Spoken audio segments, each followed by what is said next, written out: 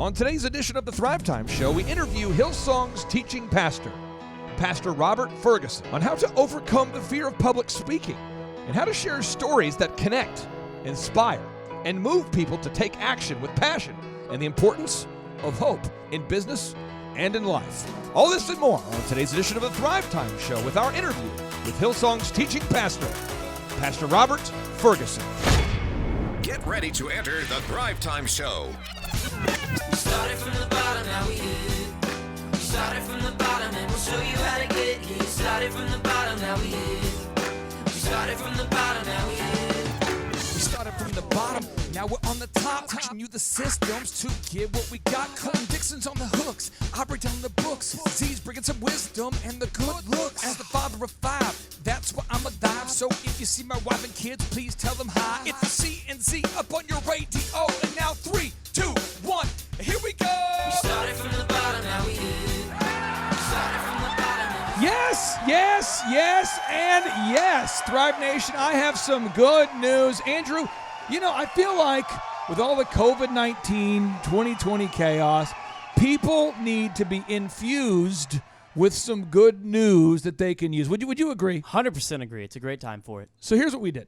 We thought, you know what? Let's reach out to somebody who can bring some encouragement, somebody who can bring some self-deprecation, somebody who can teach practical things that everybody can apply. And so our team reached out to Pastor Robert Fergusson there, the Hillsong teaching pastor, and I was 100% sure he was going to reject me. I thought, this guy, there's no way he's going to agree to be on the show. But then I think that he must have, or someone on his team must have misread, you know, who I am or what our show is. And he made a poor decision, and he's now on the show with us. So, Pastor Robert, welcome onto the show. How are you, sir?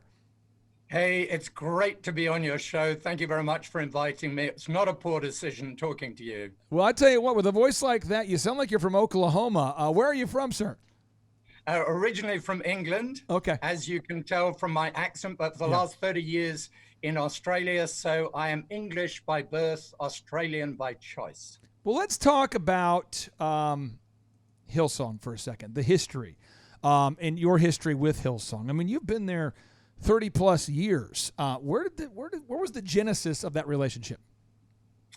Look, the global senior pastor, Brian Houston, came to England, preached in the church where I was one of the ministers, and randomly I went up to who was a complete stranger and invited him to lunch.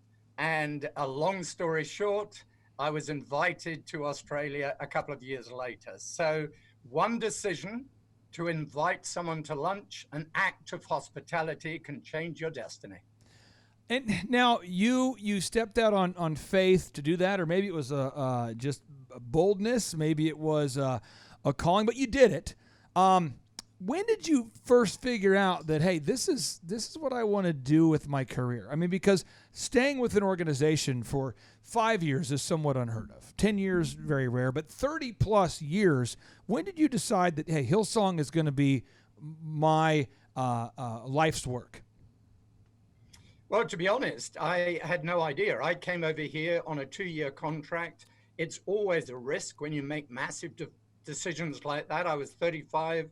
I was married with 3 young children, and I just thought, well, I'll come for 2 years. But here we are 30 years later. Wow. And sometimes taking those risks is the absolute best thing. But in answer to your question, I was at university in England studying zoology. So I'm a scientist by background, and I fully intended to work with animals. And basically, I had a God encounter in university that totally changed the way I did life. You had a what now? What was that? You had a... I call it a God encounter. A God encounter. Okay. I became a believer, and that didn't change my profession. I intended to be a biologist. And then I know this may sound strange to your listeners, but God arrested me in a biology classroom. Because I am a believer, I share a bias that what you're saying is true. but I feel like my job, not that Satan needs an advocate ever, but I feel like my job is to somewhat be kind of a devil's advocate and to ask, well, really? I mean, so biology class, share with us what that experience was like. Look, there's a great story in the Bible about a prophet called Jonah, who, when God spoke to him, he ran in the opposite direction. Well, that was my story. I don't like crowds much. I don't like public speaking. I wanted to just be involved in teaching biology. So here I was in a biology classroom teaching some students about a leaf. And I drew a picture of a leaf on the blackboard, and it is though God spoke into my spirit. It was as real as me talking to you today, Clay. Amazing. God spoke and he said, "What are you doing?" And it was so real, so definite, that I almost answered out loud, and I said, "I'm telling them about a leaf." And he spoke back and said, "You should be telling them about me." And honestly, from that moment, I knew that I could never be a biology teacher again. Nothing wrong with it, but that wasn't my destiny, that wasn't my calling, that wasn't my future. Wow. Now, behind you are many books. It appears as though you read books. Books. And so I like to ask people, because we've had, guys like Wolfgang Puck on the show and John Maxwell and a lot of people I would consider to be thought leaders like yourself. And I always like to ask them, was there a certain mentor along the way or a certain book along the way that made a big impact on your life? It seems like a dumb question to ask a guy who's got 1,000 books in the background of the interview here, but is there a certain book or a certain mentor that impacted you the most early on? Well, there are lots and lots. I tend to look back when it comes to looking for mentors, not present ones, but historical ones. Got it. Just behind me is the History of the Second World War by Winston Churchill. And I was always inspired by him, not least because my grandfather worked for him. Really? And so I have a personal connection, but also he was a failure at school, as I was. My school report said that I was stupid, I was lazy, I was a disappointment. I was told that I cannot express myself.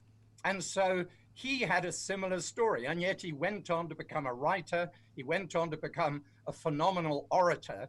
And I was always inspired by people like that who had a poor beginning, but a more fruitful end.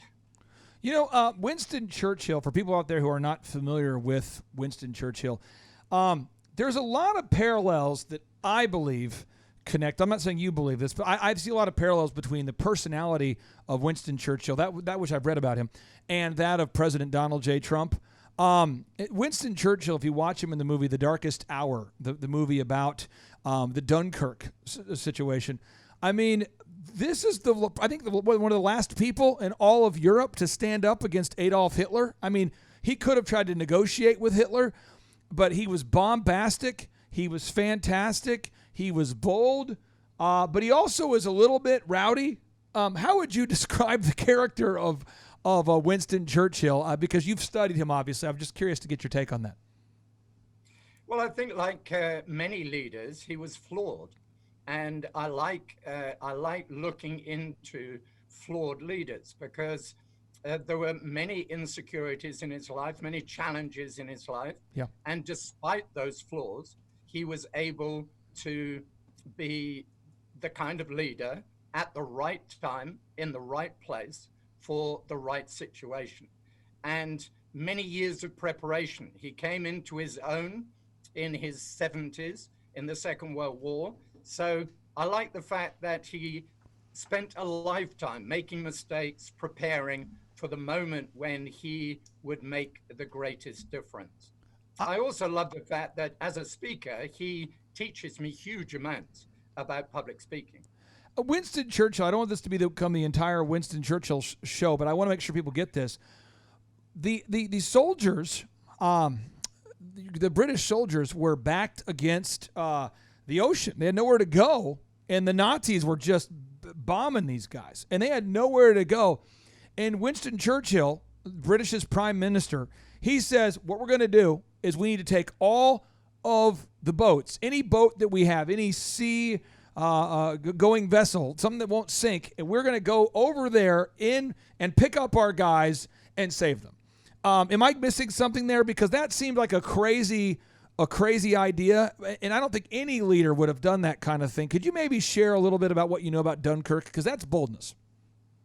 Look, it is boldness and hugely risky. And of course, he had huge numbers of critics, but you're absolutely right. And I would encourage people to go and watch the movies about it or read the books about it, because it is an extraordinary story, and thousands of troops were saved. But it's that kind of inspiration behind me. Yes. Also, there's a book by Shackleton. Shackleton was a great Antarctic explorer. And I love the fact that when he went to the Antarctic in 1916, his boat sank in the ice in the middle of the Antarctic winter. And when his 27 men stood on the ice cap in the middle of winter, he just said to them, well, we'll go home now. And that was the beginning of the most extraordinary act of leadership and courage and optimism and risk-taking. But it was that attitude, so we'll go home now. And I think that kind of thing is exhibited in Winston Churchill, in Shackleton, and all the great leaders. Shackleton said one of the great keys to exploration and leadership is optimism. The Bible would call it hope. But I think in these seasons, it is desperately important. We need a hope-filled optimism about the future. I'm wearing a jersey that says boom. I have a hat that says boom. Apparently I'm into boom. Boom around here stands for big, overwhelming, optimistic momentum. That's what we believe that you got to start every day with, is big ideas, this overwhelming belief that it's going to work out. Optimism to carry you through the dark times, and momentum. And what I appreciate about your new book is that you're teaching people, you're teaching the readers how to share stories that connect, that inspire, and move people to take action with passion. And you share about the importance of hope. And I think you did it in a way that's self-deprecating. It doesn't come across as though you came from Mount Awesome without flaws to write a book about how we can share stories. Tell us, what inspired you to write this new book, Are You Getting This? Well, I was often teased. I'm a teacher. I'm passionate about teaching. Oh, yeah. And one of my mantras is, are you getting this? I was so desperate, am so desperate for people to get it. And I think I share, I am in good company, because as you read the Bible, you find Jesus saying to his disciples, do you understand what I'm talking about? Of course they didn't. And that is some of the frustrations of my teaching. And a friend used to say, if you ever write a book on communication, you should call it, Are You Getting This? So that's exactly what I did. And I like the fact that you talk about the fact that I'm not from Mount Awesome, because actually I'm from a tiny little village in the south of England of around about 250 people. The idea of me talking to you in Oklahoma at this juncture and your listeners is ridiculous. Right. I never saw myself doing what I'm doing. And I love that fact, because it is what I would term the grace of God. I want to come into agreement with what you just said, because the listeners who listen to our show often know that I used to stutter and I couldn't talk very well for a long time. And then I'm doing a podcast now. And, we all come from our own places of brokenness, but we got to keep going. To quote Winston Churchill, if you're going through hell, don't stop. You got to keep going. So this book, Are You Getting This? Tell us about the core of this book, because how I read it and look at it is it's a book that really shares about the art of storytelling. It's kind of a lost art, or it's an art that we're in danger of losing if we don't teach it. What do you feel like this book is about at its core? Well, every one of us is a communicator. If your listeners are mums, they want to tell some values to their children.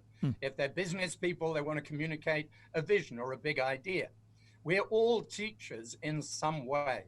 And the problem is we can have a great vision, but if we're unable to communicate that vision, we won't be as successful as we should be. Every single person needs to know how to communicate. Yep. So this is all about teaching, preaching, if that is your calling, and storytelling. Storytelling is absolutely at the center of who we are as human beings. It is the best way to pass on a value system from one generation to another. And so I unpack the significance of it and why and how we can do it.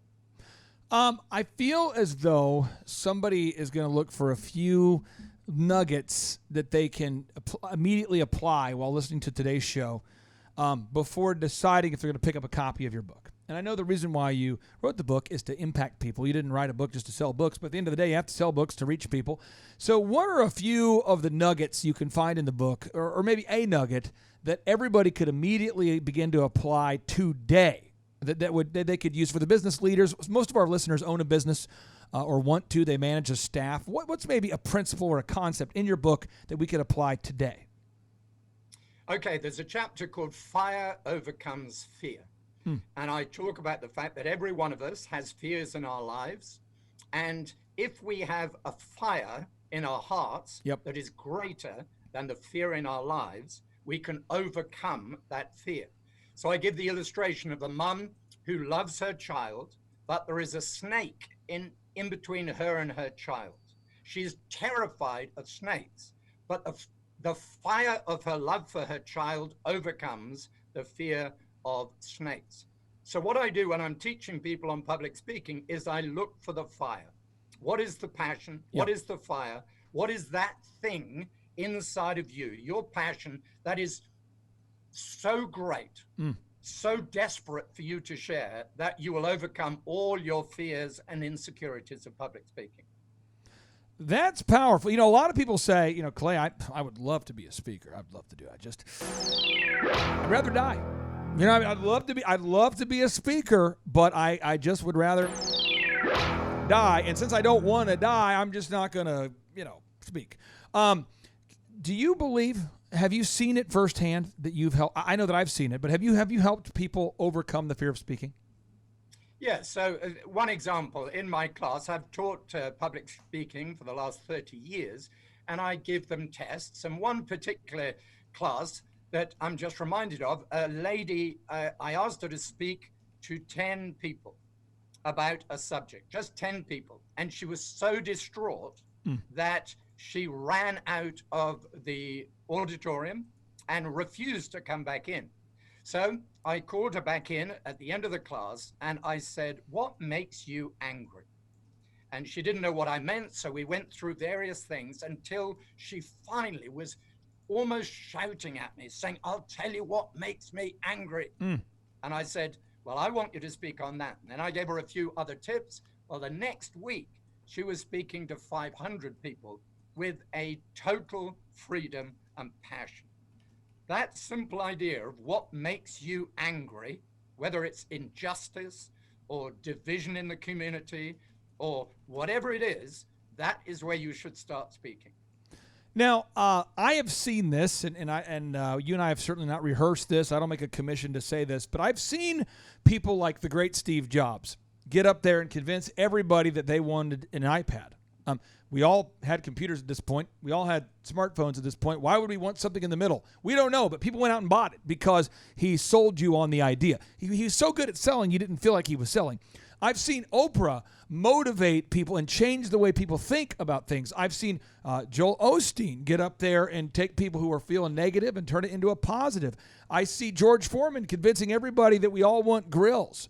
You can really, a good salesperson can change things. But man, if you have a great idea and you can't sell it or communicate it, it doesn't matter how good the idea is, and you almost get punished for having a great idea that you can't sell because your whole life you become frustrated. You can't even give away the cure for cancer if you can't communicate it effectively.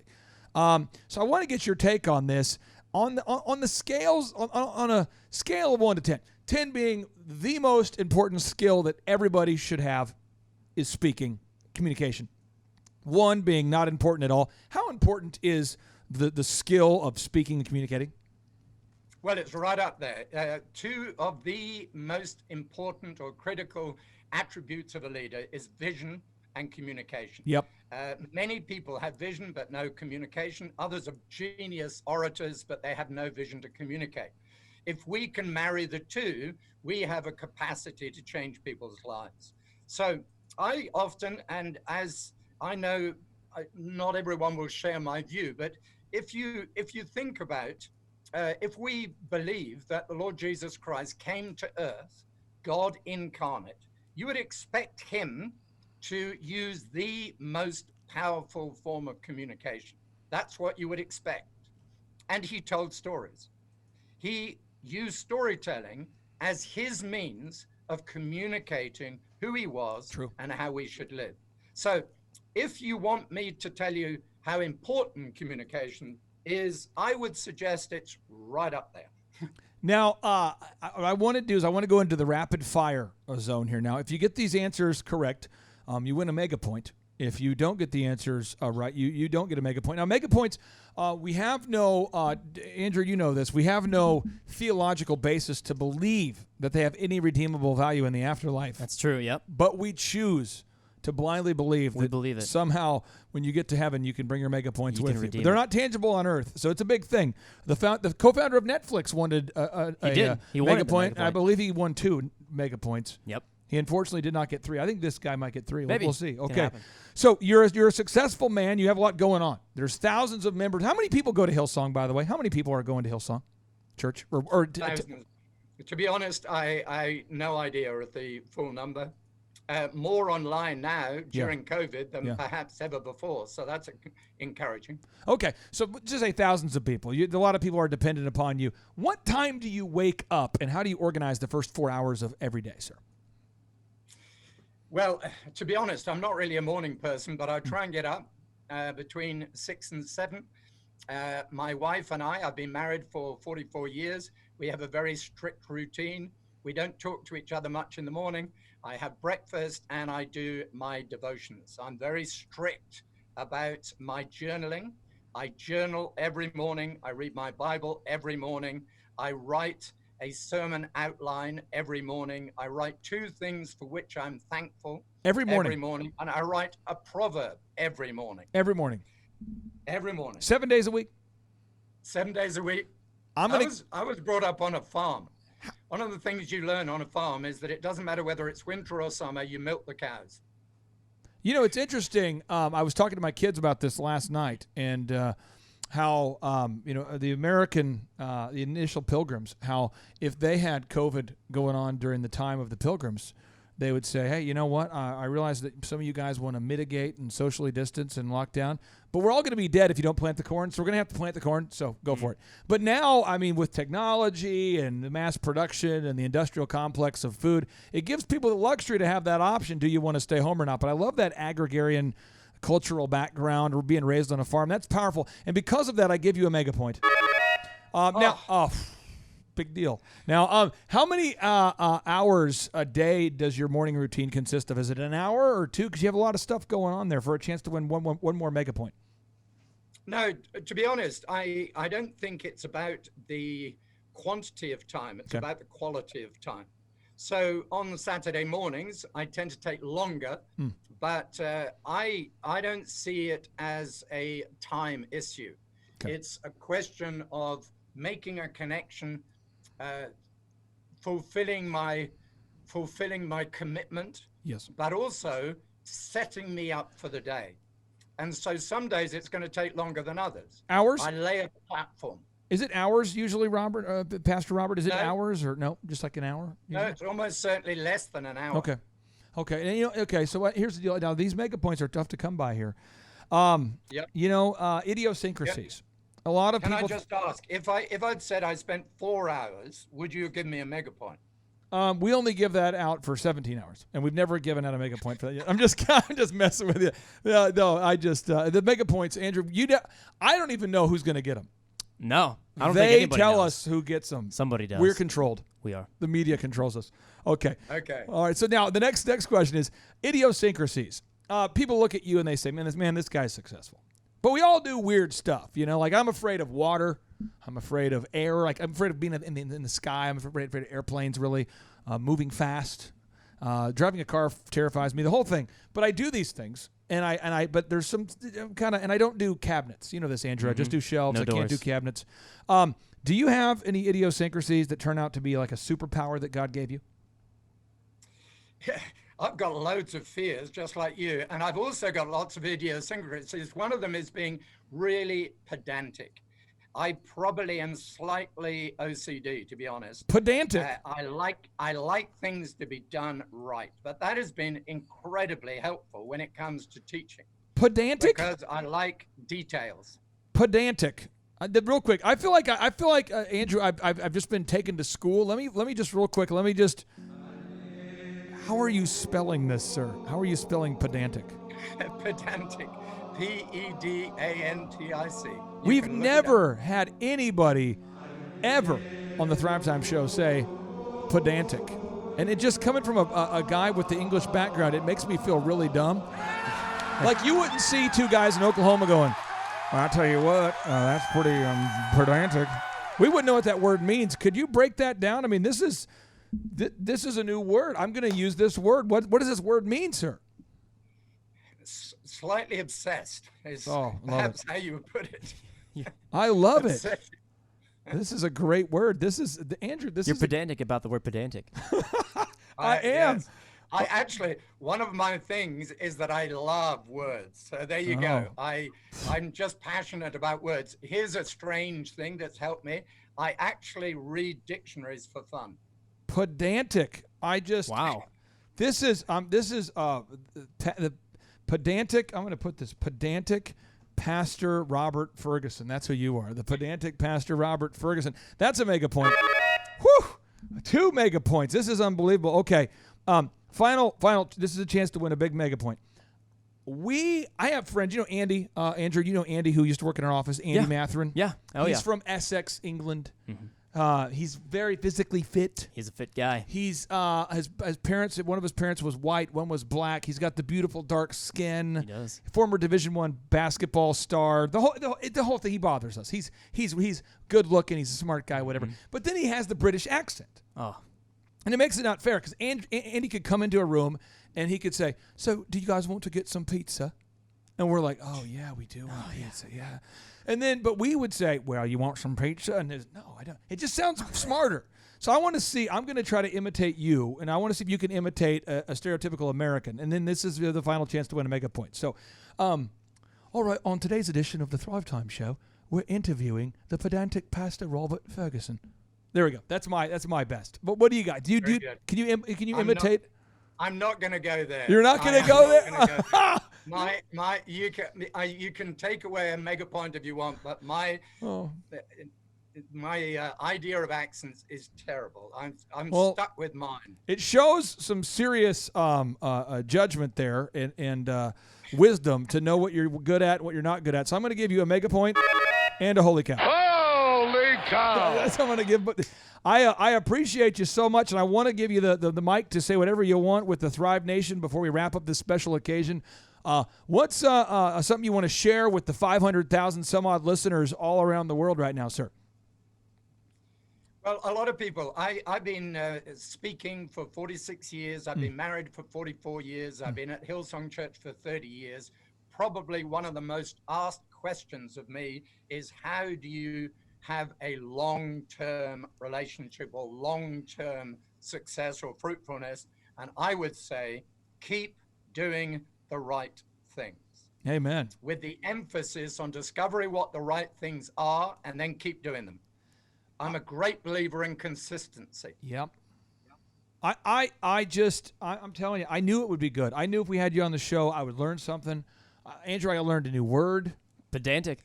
I think we've all learned. There's just so much we can unpack here. Mm-hmm. And we didn't even really get a lot into the book. And we didn't go we got into some Winston Churchill. Mm-hmm. We covered a lot of ground here. I encourage everybody, pick up the new book, Are You Getting This? It's a great new book by Pastor Robert Fergusson, the pedantic Pastor Robert Fergusson. Sir, thank you so much for being on the show. And I guess we were wishing you well from across the pond. Thank you so much.